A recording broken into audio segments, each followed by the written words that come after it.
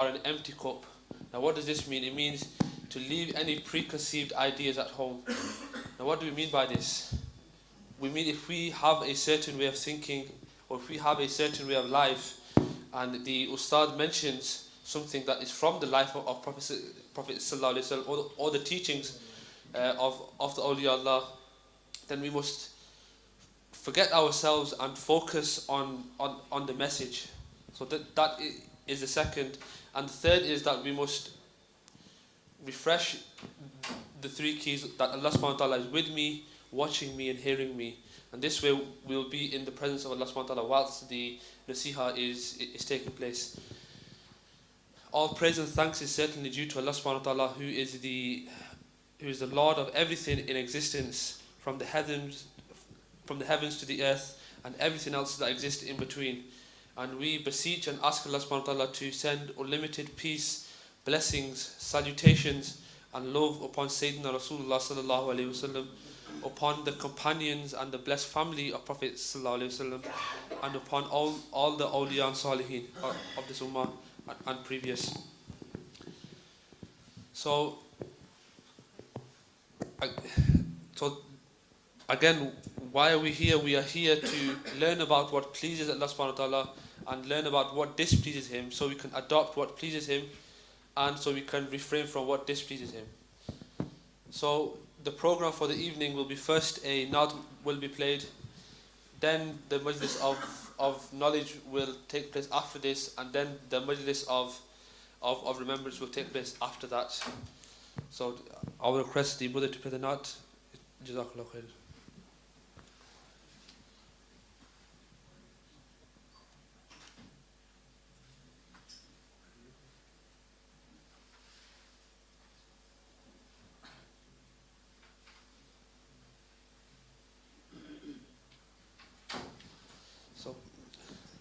So now, inshallah, because there is no naats, we will request Ustad Siraj to come forward and to deliver the nasiha. So again, if you can rectify our intentions, we are here to please Allah subhanahu wa ta'ala by learning about Him, and we are to rectify the three keys. Allah subhanahu wa ta'ala is with me, watching me and hearing me. And if you can request some brothers to come forward and fill up this gap. Jazakallah khair. I'd like to ask everyone to spread Durood Sharif about 3 times. I'm sorry. Yeah, inshallah, should be fine.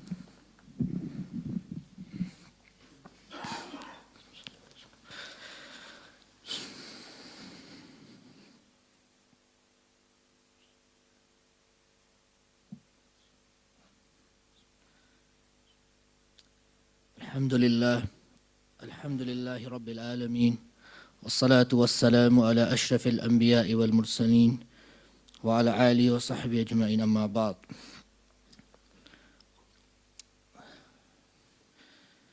In these very moments that we are present in, hundreds and hundreds of people are taking their last breath.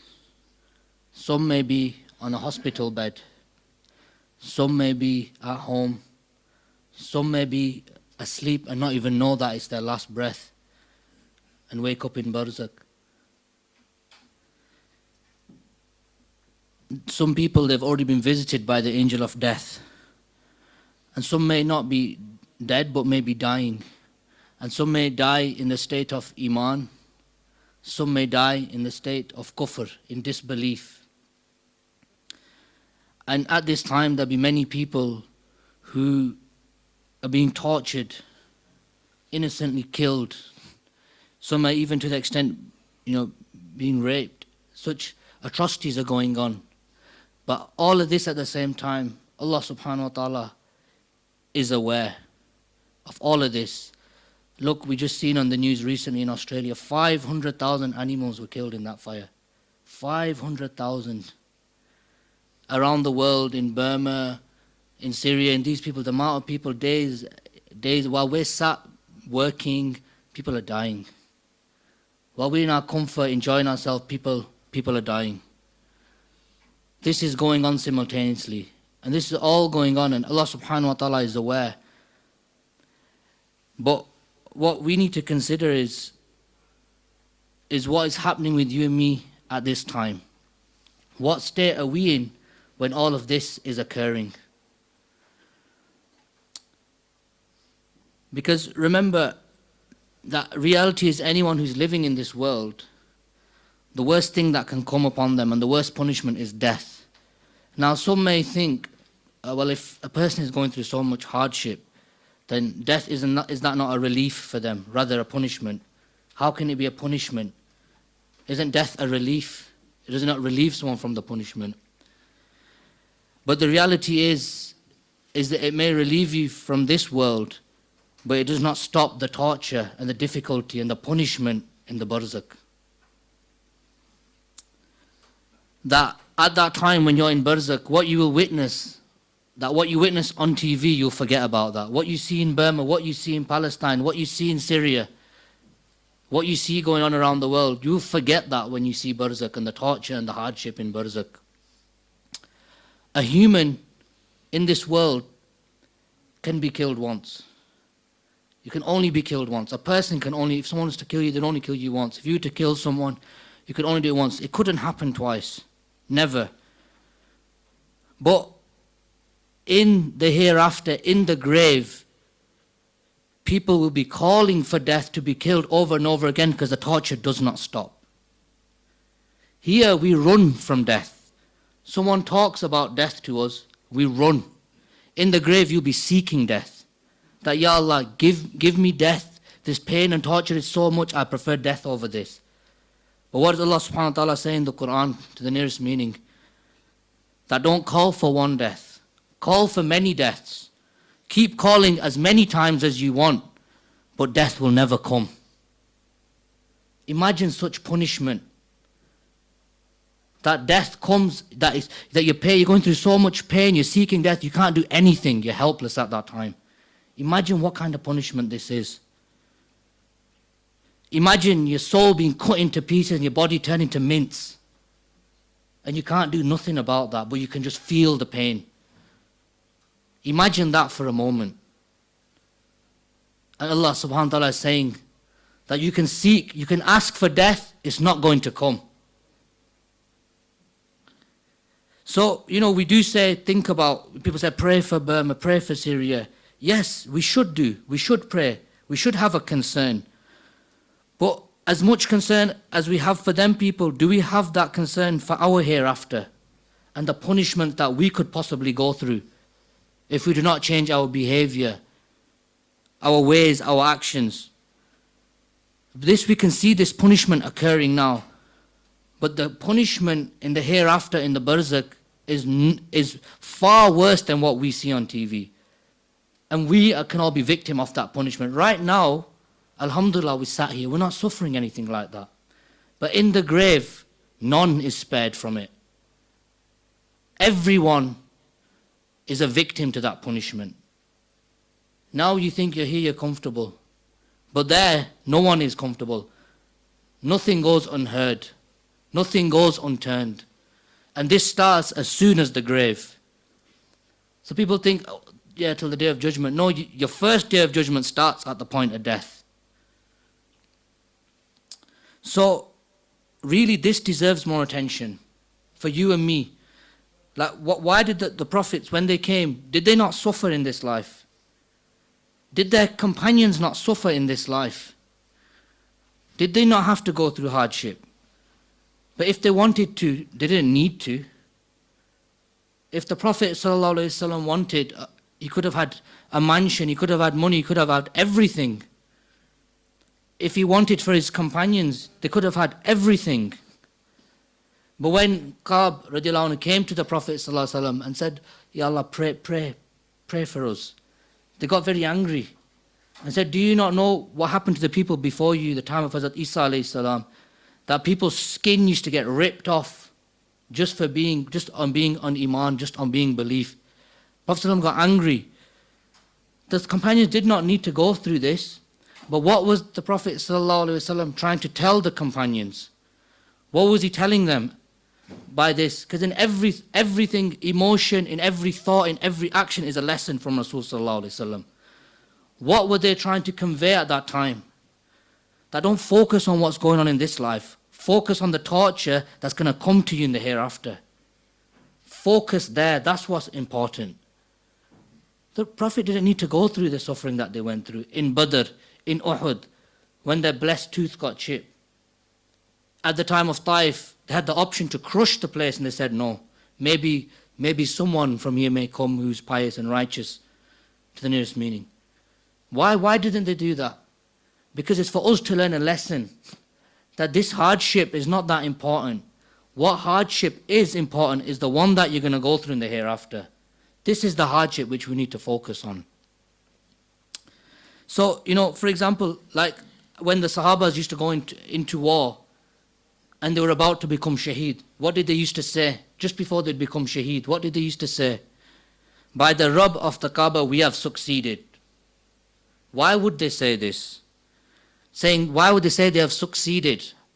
It's because at that point, before they were going to go, they would see the hereafter. The blessings Allah subhanahu wa ta'ala had promised them. They would become visual in front of their eyes.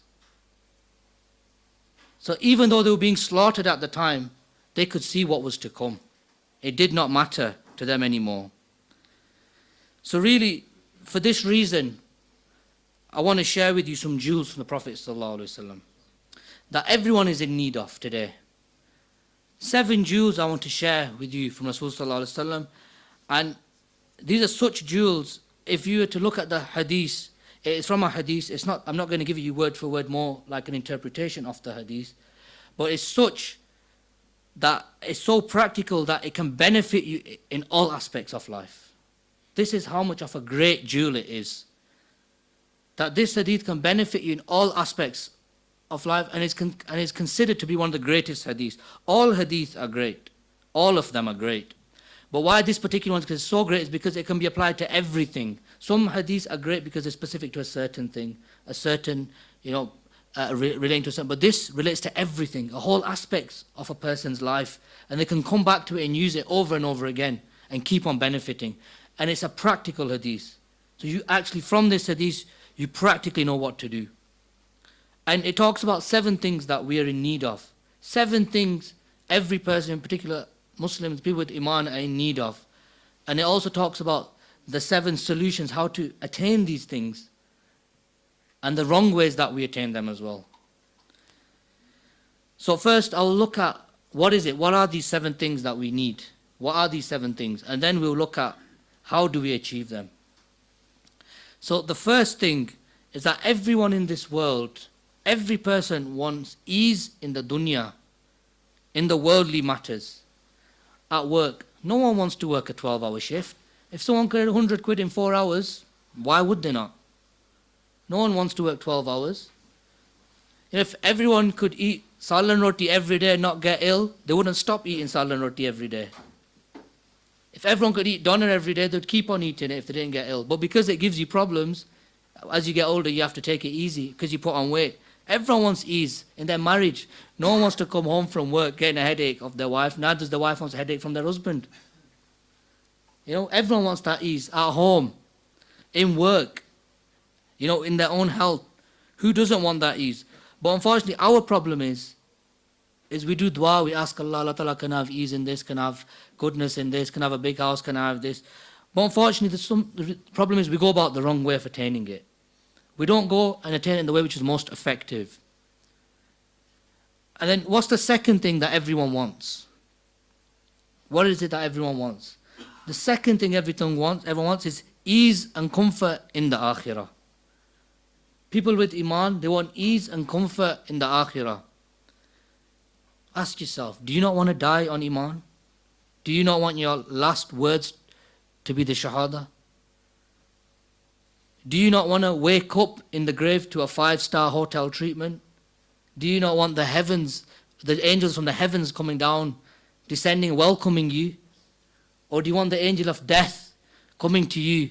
And it's mentioned in the hadith that pulling your soul out like a thorn out of wet cotton. Imagine wet cotton and you pull a thorn, what's going to happen? It's going to stick to it. So imagine when your soul's coming out, your nerves are being stuck to it, and you can feel all of that coming through your body. Is that how you want your soul to be pulled out? So of course, no one wants that pain. Everyone wants ease in the akhirah. A person, when they get resurrected on the day of judgment, they want ease on that day.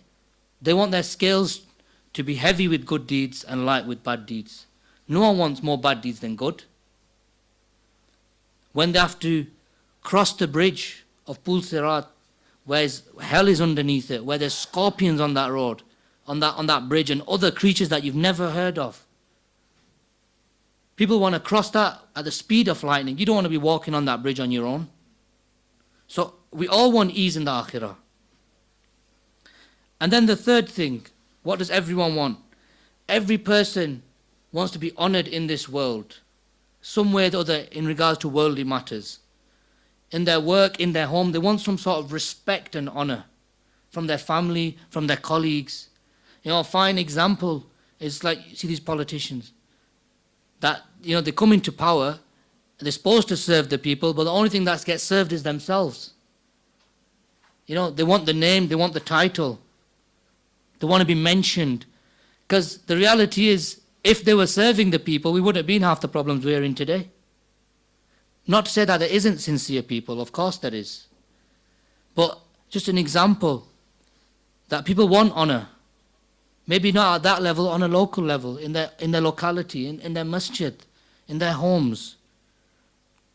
You know, people become celebrities. Why? Because they want to be known.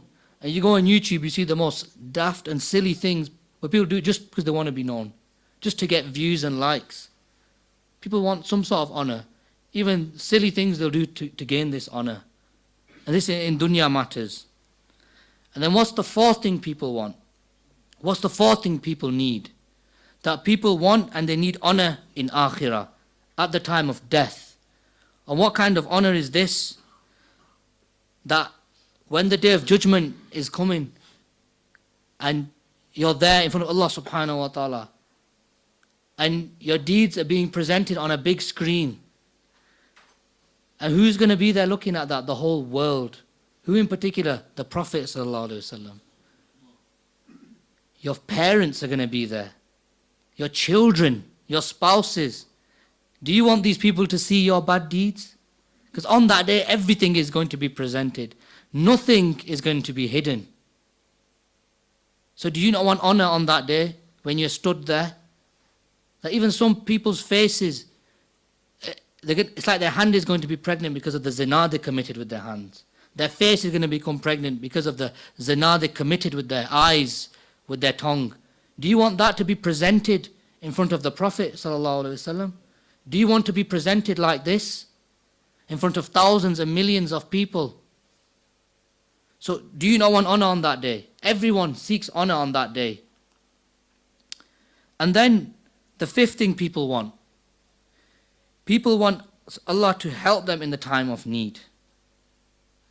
When they're in need. Even atheists and people, what do you hear? Oh my God. As soon as something happens, they don't even think about it subconsciously. Oh my God. People say it. Why? Because everyone's got that innate thing that they seek help from someone superior, and the most that can help is Allah subhanahu wa ta'ala. When we're in the time of need and no one else can help us, that's the time we go to the masjid. That is the time we come to these gatherings. Is that not so? Is it not something that's happened bad that brings us back to Allah subhanahu wa ta'ala? It's these times where we turn back to Allah subhanahu wa ta'ala. So, you know, when I'm in difficulty, so how do we do that? What is the right way? And then the sixth thing, people want Allah to forgive them whenever sins happen.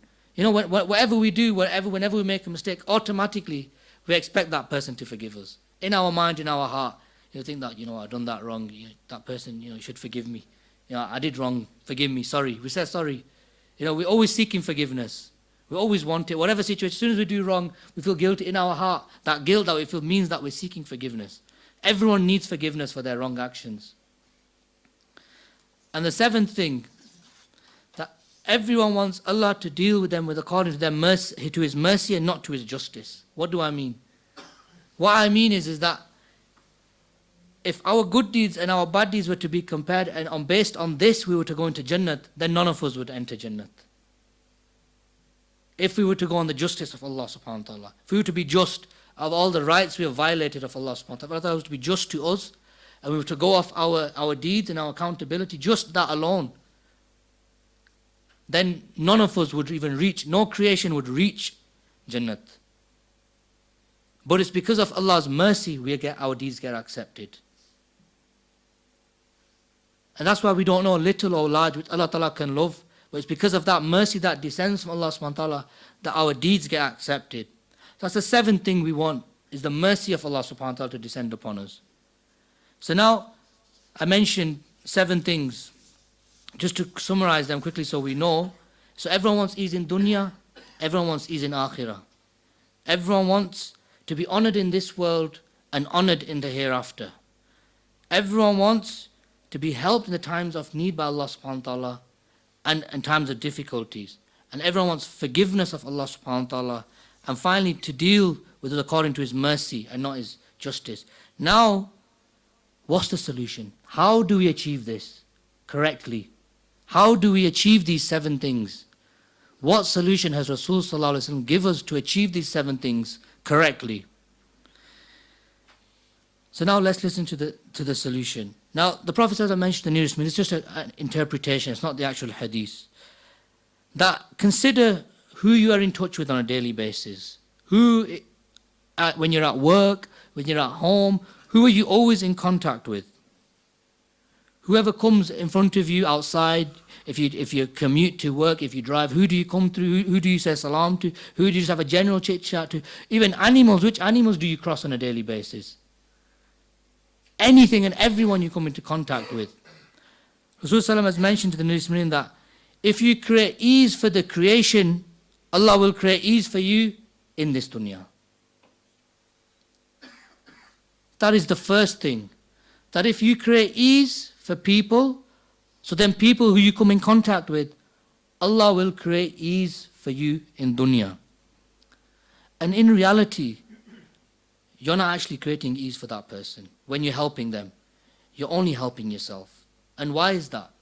Let me just give you an example. It's not comparable to the love of Allah, but just for the sake of us to understand, is if you're crossing a road and you see a mother and her young child, and suddenly this child runs in the road and the light's about to turn green, and you grab that child and you take him back to his mother, how will that mother feel at that moment? Yet she might not know you. Yet you might be a sinful person. You might be a bad person. But at that moment and time, how will that mother treat you? Now, a mother's love for a child is not comparable to the love of Allah for His creation. So now imagine if you help the creation of Allah, how will Allah deal with you? So really, when you're helping someone, you're only helping yourself. That's how one should view it. That I'm not helping that person, I'm only helping myself to get closer to Allah subhanahu wa ta'ala. And it is mentioned in a hadith that if a person intends to create world ease for someone, for every step that person takes, so for example, you're going to help someone, for every step that person takes, he gets 7 virtues, 7 good deeds written, 70 virtues and 70 bad deeds erased. 70 virtues for each step he gets to going to help someone, and 70 bad deeds erased. Do you know how much you get just for going for the masjid? You get 1 virtue for each step and 1 bad deed erased. So just look at how important that is. 70 sins wiped and 70 virtues given. This is a similar thing. And on the day of judgment, this person has no sahab kitab if he was to die on that journey of helping someone. This is the same death like a shaheed. You know, we focus on going to masjid, sitting there doing ibadat. Well, this is showing to us that helping people is a greater ibadat than just sitting here and worship Allah subhanahu wa ta'ala and doing nafil. The Prophet sallallahu alaihi wasallam mentioned that it is more beloved to me to fulfill the need and remove a difficulty of a person than to sit i'tikaf in Masjid Nabwi and fast for 30 days, or in the Haram and fast for 30 days. To help someone is more beloved to the Prophet ﷺ than to keep fast for 30 days and sit in the Masjid for i'tikaf for the last 10 days. Look at how great this is. But what do? We cut our own feet. Why? Instead, we walk towards creating difficulty for people. And then we think a month later, why am I in this problem? The opposite effects happen. If you're going to harm someone, then harm is going to come to you. Instead of thinking, how can I help? Think, how can I benefit of this person? How can I get benefit out of this situation? How can I make it easy for me and hard for him? And then we wonder, why do we go into so many problems? And the second thing the Prophet ﷺ mentioned, that if you create ease for people in the dunya, with this Allah subhanahu wa ta'ala will also create ease for you in the akhirah. So one is Allah ta'ala will create ease for you in the dunya, but also create ease for you in the akhirah. People's difficulty is like the lottery for you, reality. Because what you're getting is the akhirah. So you don't know which person, what lottery you're getting, like how you get your numbers, you pick them. Not that I've ever done it, just, you know how it works, lottery. You get the numbers, the random numbers. So each person, you don't know what blessing you're getting each time you help them. A person does not know. It's like doing the lottery, that you're going there and Allah Ta'ala's helping you, but you don't know what you're getting, but you're getting something. And the Prophet also mentioned that when on the Day of Judgment, a person is resurrected. Now the Day of Judgment is going to be from Arafat to Al-Aqsa. That whole area, is going to be where the Day of Judgment takes place. So that full area. So not everyone's going to be resurrected in that area. Some are going to be resurrected further out from that area. So they're going to have to walk. And some may have to walk for miles, for days, for years to get to the Day of Judgment. It's not simply you're resurrected and you're there. Some people are going to have to walk. There's no horses, camels, nothing at that time. You're going to have to walk on that day. And on that day, we know how difficult that day is. So even just getting to the Day of Judgment is a difficulty in itself. So when a person is going to the place, to Arafat, to that area where the Sahab Kitab is going to start, where their accountability is going to start, as they're walking, certain obstacles will come. Certain things may try to attack them. Certain, creatures or people or for the sins that they might have done. The sins might come and attack them as a form of punishment. But as they're walking,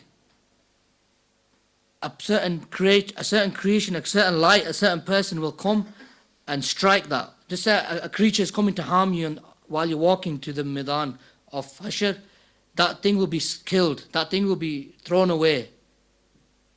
And you think, what's happened there? And you'll ask that this creation that will come to you. And then you'll go again and it'll strike something else. So any obstacles that are coming in your path towards Allah subhanahu wa ta'ala, towards the day of Hashr, towards the starting of the reckoning, it will remove everything out of your path. And then you will ask, who are you? Who are you? Because you don't understand what's going on. You say, are you a prophet? You say, no. You'll ask, are you an angel? You say, no, I'm not an angel. So are you a jinn? No, I'm not a jinn. Then you'd say, so who are you? It will say to you, in the world, I am the happiness that you created for people. The happiness that you instilled in people's heart, I am that happiness in a form. And on this day I've come to protect you. The happiness you put bringing Muslims together, the happiness you did when you put someone out of difficulty, I am that happiness. So this will become a creature of light, which will help you on the Day of Judgment. So, and the fourth thing, what was it? I wanted to be honored. That we wanted to be honored in this world and in the hereafter. So how does a person attain honor? That, for example, one of the greatest honors in our families that we think of is our women. People say the women is the izzat of the house. So if you want to have that honor in your house and in your place and in yourself, then respect the women of other people's house. Have honor and respect and show modesty towards other women. That when you cross them, deal with them with respect. See them and help them. Do not oppress them. In such a day and age where everything is amplified and women are used to be idolized and as an object for gratification. Honor them and be modest towards them. And Allah will give you honor and respect in this world and in the hereafter. And what was the second thing that Allah subhanahu wa ta'ala mentioned about how to attain honor? The second thing Allah mentioned is that if you hide the defects and sin of other people, Allah ta'ala will hide the defects and sin of yours. In this world and in the hereafter. And if someone is backbiting in front of you, and you do not protect that person, then Allah will disgrace you in this world. Because you have not protected the brother, your brother. So when you know someone sin, it's not like we don't sin, we all sin. Instead of going, oh, this brother did this brother did that. Think about your own sin and how really you're protecting yourself from becoming exposed.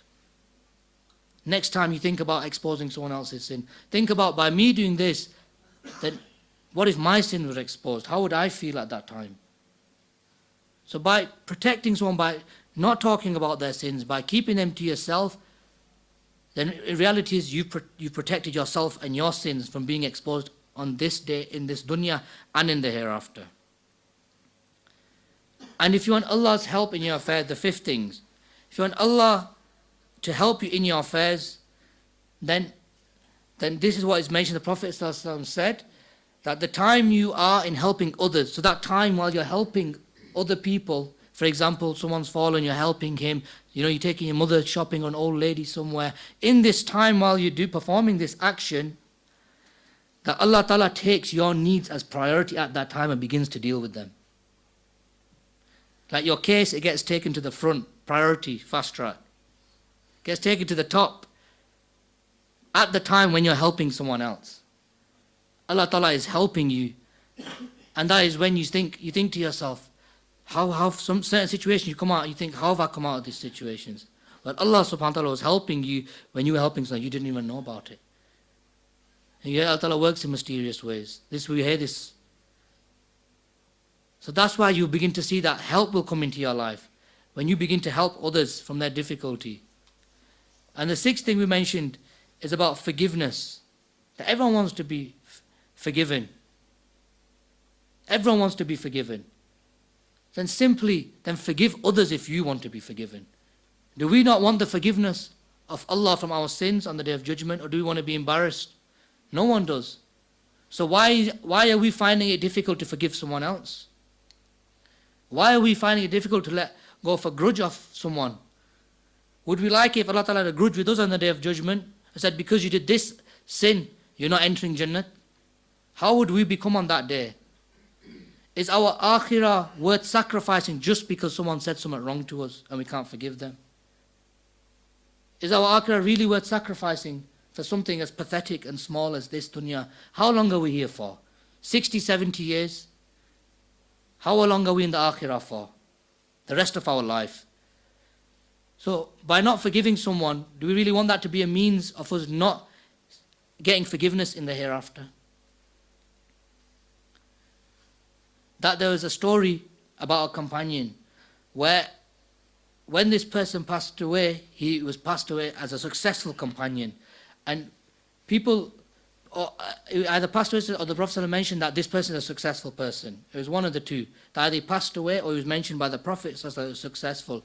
And when one of the Sahabas was inquiring about what is it about this companion? Why is he so successful? Why did the Prophet mention that this person is successful? Why was it mentioned? That when the Sahaba found out, it was because when he spoke to that person, asked him, the Sahaba said, it's because at night I used to forgive everyone before I used to go sleep. I never had anything bad in my heart about a person. And maybe because of this, that I've become successful. Before that, companions used to forgive everyone for everything.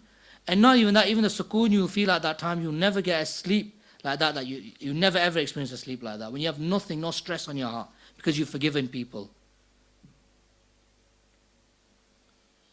And the seventh thing which was mentioned, that everyone wants Allah to deal with them according to His mercy. So we should be merciful to others. We should show mercy. And there's a quote that I remember that, what good are you if you're only good to those who are good to you? It's easy to show mercy to someone who's good to you, but it's showing mercy to someone who you struggle with, where you find difficulty. That is when you're showing mercy. Imagine, only Allah knows what we do in isolation, at night, in our room, what videos we watch, who we're speaking to, who we're frauding, what things we're getting up to, how we're making our money. Only Allah knows what we know in isolation, what we do. Allah Ta'ala knows our sins. Yet does He not still provide us with mercy? Does He not still provide us with our rizq? Does He stop our rizq because of our bad deeds? Do we all get our food? When we go to work, do we have work? Is something coming, our children being looked after? Do we get to go sleep at night? Allah Ta'ala does not prevent our rizq from coming. So what's so hard for us to be merciful to other people? Why do we suffer in being merciful? And we only like to be merciful to those who are good to us. But that's not true mercy. That is something you're doing for your own benefit. If you want to seek the pleasure of Allah subhanahu wa ta'ala, then be merciful for the sake of Allah subhanahu wa ta'ala. And to those people who are not merciful to you, be merciful to them. Then you will see how Allah Ta'ala's mercy will descend upon you in folds and folds and folds. You don't know who that person could be. He might be a beggar, and by giving him 10, he could be a wali of Allah. How do you know? How do you know? That maybe this person might be a criminal who's asking you for help, but you don't know in his heart what he has for Allah and what Allah has for him. You don't know the future of that person. There's a quote that every saint has a past and every sinner has a future. We don't know the state of that person tomorrow. The person who tried to rob Sheikh Abdul Qadir Jilani, when he was a child, the bandit, who tried to rob Sheikh Abdul Qadir, and when he told him, and because of the honesty of Sheikh Abdul Qadir Jilani, that person became a great wali of Allah. Just because of the actions of Sheikh Abdul Qadir Jilani, that bank robber became a great wali of Allah subhanahu wa ta'ala, a great awliya Allah at that time. So you don't know, by you showing mercy to someone, what kind of mercy Allah can descend upon you and descend on that other person. And look, the final thing which I want to mention is, if you look at all of these solutions the Prophet ﷺ has mentioned to the nearest meaning, what do they relate to? There is one theme throughout the whole sort of solutions that are provided. Is helping others, is your relationship with others, is the way your dealings are with others. We just look at our salah, how we do it, our work, our income's halal, but we don't realize when we leave the masjid what we do, how we deal with our family members. When we leave work, where we spend our money and what we spend it on. We think, at least I'm earning halal. But what are you spending it on? When we go out to socialize, who are we socializing with? How are we talking to our parents? When our parents have raised us up all our life and suddenly now the finances are in our hands and we start talking to them as though, no, you can't have this, you can't have that. Have we become like this? So this is what the emphasis in Rasulullah is trying to tell us, that your actions with people are very important. Don't overlook these. And the slightest of actions can have the most greatest effects. That when you are dealing with people is when the eyes of Allah is on you. This is what we're here for. This is our test, is with people. It's our reaction with other people. How do we react? We can't necessarily control what other people are doing, but we can control what we do. This is our free will. This is what Allah subhanahu wa ta'ala has given us, is that free will. And why Rasulullah was sent was to show us how to use that free will. So the question is, why do we go to other places? Why do we follow other role models when we have Rasulullah? Why do we need to look at these celebrities and these other people for self-development when you got Rasulullah? What more do you need? He's the best of creation. So why would you go to something that is below the best? Why would we go elsewhere? So something we need to think about is that how we deal with others. And just one story I want to finish on is There was one person that Rasul Sallallahu Alaihi Wasallam mentioned that to Umar radiallahu anhu, that if you see this person, if you ever meet him,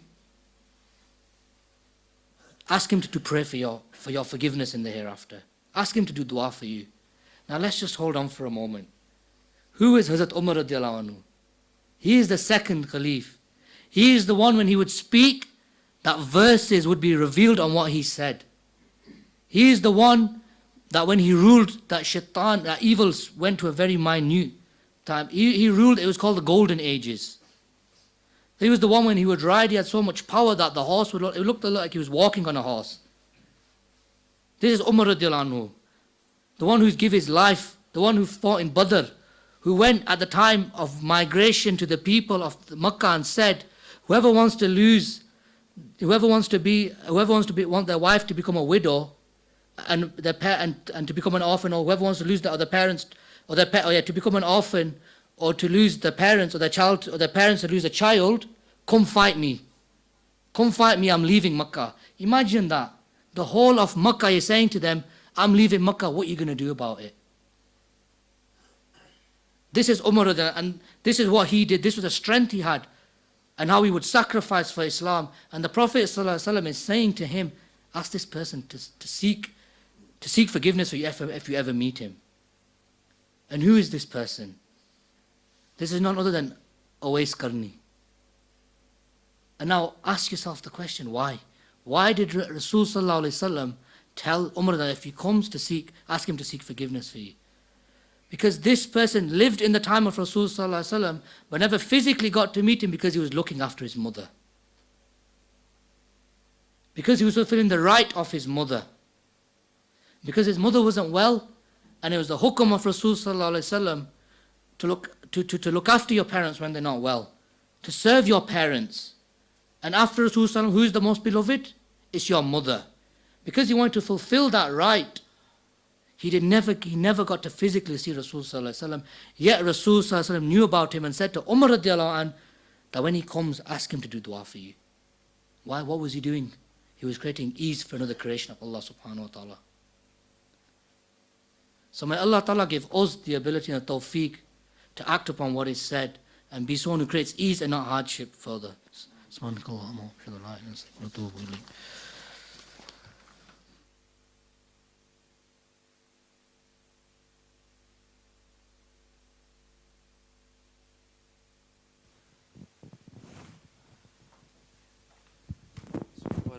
So, as we heard from the discourse, that death is certainly waiting for us.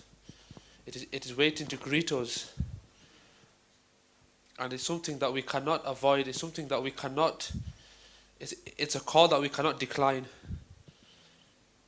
But what we can do is greet death in a good state. But how do we do this? How do we greet death in the best of states? For this, there is a course of self-purification that is taught, known as Tariqa Muhammadiyah, which helps alleviate the body, the mind, the heart and the soul from the shackles of the shaitan and nafs, and into the light of sunnah, and into the light of goodness. And if you want more information regarding this, then please come and approach myself after the majlis, and I will point you in the right direction of the ustad who will be leading the halaqah. The teacher of Tariqa Muhammadiyah, Sheikh Ahmed Abag, is currently in Pakistan, and there are various conferences and various discourses and various lectures scheduled all over the country, from governmental to police force, from different conferences which include different scholars, and it has started now and will end in March. So please keep yourselves posted on the Sheikh Ahmed Abag Facebook page. And for those who cannot sacrifice their time to fulfill a great sunnah of dawah and tabligh, then please like and share these posts. As Ustaz Siraj was mentioning, we could do one act that we have done and forgotten about, and it's because this act that we attain salvation in the hereafter. So please like and share the post for other people to benefit. As the discourse mentioned, that it is when we benefit others do we really benefit. So please like and share. Also, many national and international dawah caravans are taking place. There will be a series of dawah days in Birmingham. For more information, please see Brother Frassit. And if you want to give your names, please give your names to Brother Umair, Brother Frassit, or Brother Bilal. After the Zikr Majlis, whoever wants to see an Ustad, so if we have started this course of self-purification, or we have been bogged down with problems, maybe it's finances, maybe it's marriage, and we need advice, we need to consult someone to seek answers. For this, we have qualified Ustads here to help you with this. So please give your name to Brother Sadiq. Also, if there's anyone who wants to see an Ustad regarding healing, please give your names to Brother Sadiq. Again, I will now hand the microphone to you, Brother. Assalamu alaikum. Also, many of us are on the course of self-purification, and after the majlis over on my left-hand side we meet up just to share how we're getting on with the course. So thank you. Now, inshallah, I request the brothers to stand up and let some blood flow to their legs. Whilst you are doing this, stay in the presence of Allah subhanahu wa ta'ala. If you're not in the presence, get in the presence of Allah subhanahu wa ta'ala. That Allah subhanahu wa ta'ala is with me, watching me and hearing me. Rectify the intention that we are here to seek the pleasure of Allah subhanahu wa ta'ala by doing His remembrance. If we are distracted by any worldly thoughts, maybe it's work, family, remove them and think that Allah subhanahu wa ta'ala is here, I am here for His sake, and I am doing the zikr for His sake. So please can the brothers now be seated, and if the semicircle needs filling, please can we fill it again. So and the brothers at the back, please can you come forward as well. Okay. So again, rectify the three keys. Allah subhanahu wa ta'ala is with me, watching me and hearing me, and really think about these and rectify the intention that we are doing this for the sake and pleasure of Allah subhanahu wa ta'ala. Jazakallah khairan.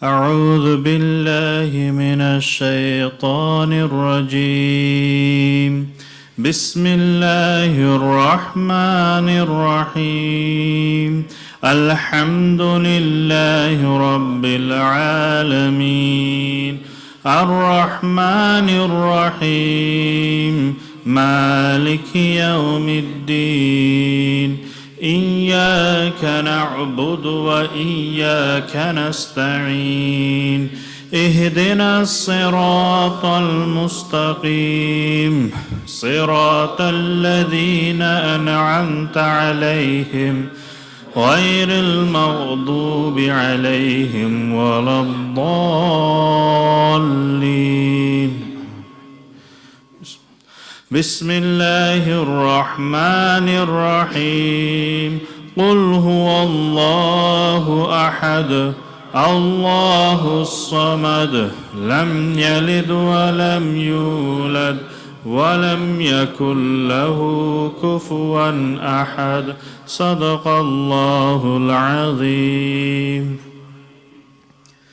إن الله وملائكته يصلون على النبي يا أيها الذين آمنوا صلوا عليه وسلموا تسليما مولاي صل وسلم دائما أبدا على حبيبك خير الخلق كلهم مولاي صل وسلم دائما أبدا على حبيبك خير الخلق كلهم محمد سيد الكونين والثقلين محمد سيد الكونين والثقلين والفريقين